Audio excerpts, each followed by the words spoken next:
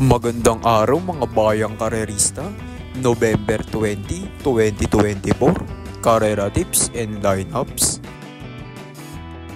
Ito na po ang ating lineup para po sa ating race number 1. Race number 1, this is our winner take all event, covers races 1 to 7. This is a 2-year-old maiden race.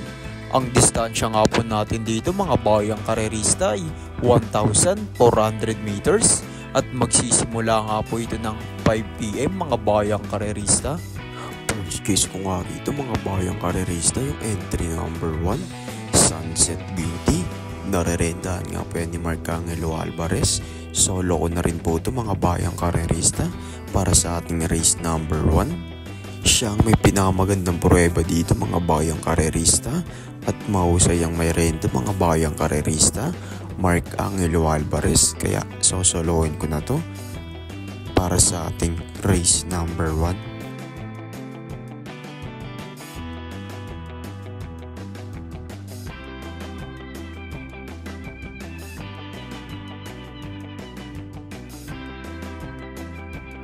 Ito na po ang ating lineup para po sa ating race number 2. Race number 2, this is our Pick 6 event, covers races 2 to 7. This is a Pilracom rating based on decoupling system class 5, 6 to 10 split. Ang distansya nga po natin dito mga bayang karerista ay 1,200 meters at magsisimula nga po ito ng 5:30 PM mga bayang karerista. First case ko nga po rito mga bayang karerista, mababa to sa laban. Entry number 4 is Marty Jazz. Narerendahan nga po ni CS Pari Jr. mga bayang karerista. Mababa sa laban to mga bayang karerista. Deremating kabayo. Isusunod lang na maayos ni CS Pari Jr. ito rito mga bayang karerista.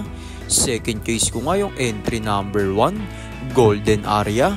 Narerendahan nga ni RC Balnodino. Maganda nga ang itinakbo lasera neto mga bayang karerista. Sumigunda nga ito nakaraan kay Abalon Bandit noong November 15, 2024 mga bayang karerista. Hindi lang kinayang remate pero naisunod na maayos to. Ito na po ang ating lineup para po sa ating race number 3. Race number 3, this is our Big 5 event, covers races 3 to 7. This is a Pilracom rating based on decoupling system class 5, 6 to 10 split. Ang distansya nga po natin dito ay 1,200 meters at magsisimula nga po ito ng 6 PM mga bayang karerista. First case ko nga rito mga bayang karerista, ito mababa sa laban. Pwedeng kabitan ni CS Pari Jr. sa unahan. Entry number 5, You Never Know mga bayang karerista. Ang baba nga sa laban na ito mga bayang karerista. Kayang-kaya niya mga kalaban dito. Maipwesto lang agad na maganda ni CS Pari Jr. to mga bayang karerista. Sigurado na ang remate na ito. Po-protection nga tayo sa entry number 1 mga bayang karerista. Sneaky Eyes. Narerendahan nga ni JD Flores. Galing nga sa panalo to mga bayang karerista at ang ganda ng itinakbo. Ang lakas ng remate. Nanalo yan ng November 8, 2024 mga bayang karerista. Ang lakas nga ng remate nito, sobra-sobra pa si kabayo. Ito na po ang ating lineup para po sa ating race number 4. Race number 4, this is our Pick 4 event, covers races 4 to 7. This is a Pilracom rating based on decoupling system class 5, 11 to 15 split. Ang distansya nga po natin dito mga bayang karerista ay 1,200 meters at magsisimula nga po ito ng 6:30 PM mga bayang karerista. First case ko nga rito mga bayang karerista, mababa nga rito sa laban. Kabitan ulit si Pari Jr. Entry number 3, Kalangaman Island mga bayang karerista. Mababa nga sa laban nito. Kayang-kaya niya mga kalaban niya rito mga bayang karerista. Huwag lang ibabiyahe ito at itatago sa likuran mga bayang karerista. Malaki ang chance ang manalo nito rito. Second case ko nga po yung entry number 4, Bonnie Avenue. Narerendahan niya ni Ryan A. Base. Kapag labas to mga bayang karerista, ito na nakikita kung pwedeng tumalo sa kanya rito. Pwedeng ito na rin ang bumandera dito mga bayang karerista. Ito na po ang ating lineup para po sa ating race number 5. Race number 5, this is your last extra double event and daily double plus 1 event. This is a Pilracom rating based handicapping system class 5, 6 to 10 split. Ang distansya nga po natin dito mga bayang karerista ay 1,200 meters at magsisimula nga po ito ng 7 PM mga bayang karerista. First case ko nga rito mga bayang karerista, lamang na sa laban to, entry number 6, Gis City, narerendahan ni JB Guerra mga bayang karerista. Mababa na sa laban to rito, hindi niya nagrupo to mga bayang karerista, baka ngayon na manalo ulit to. Second case ko nga yung entry number 4, Adorable, Felicia, narerendahan nga ni Pati Dilema, mahusay ang may renda mga bayang karerista.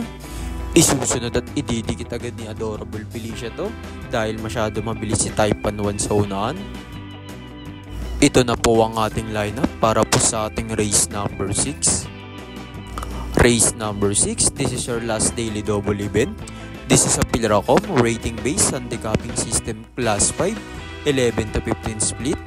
Ang distansya nga po natin dito ay 1,200 meters at magsisimula nga po ito ng 7:30 PM mga bayang karerista. First case ko nga rito mga bayang karerista, mababa sa laban to, entry number 1, Iris, narerendahan niya ni Lester F. Jesus. Biyahe lang nakaraan to mga bayang karerista, pero kapag hindi binahe ngayon to, kayang-kaya at lamang ito sa laban mga bayang karerista. Second case ko nga po yung entry number 3, Star of the Future, narerendahan niya ni J.T. Pabilik mga bayang karerista. Batang kabayo mga bayang karerista, kayang-kaya makipagsabayan. At ito rin ang nasisilip ko na pwedeng tumalo kay Iris dito kung sakali mga bayang karerista. Ito na po ang ating lineup para po sa ating race number 7.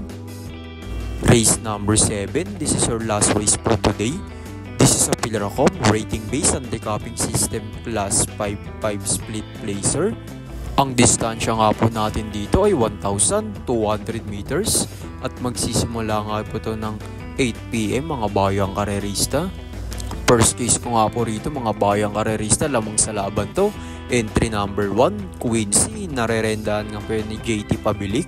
Last run nga nito mga bayang karerista, nabitin lang noong November 15, 2024 kung saan hindi nga siya lumagpas doon kay Princess Serena mga bayang karerista.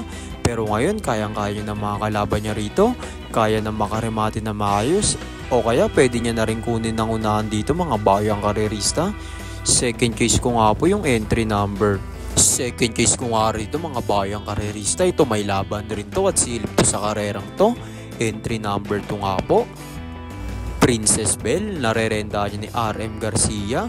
Deremating kabayo ito mga bayang karerista, pero malakas ang remate ng isang ito mga bayang karerista.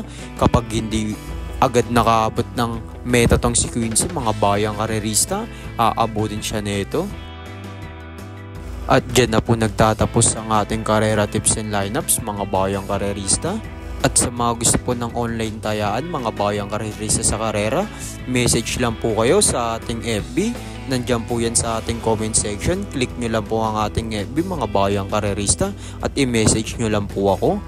At sa mga gusto po magpa-shoutout, comment lang po kayo sa ating comment section sa ibaba.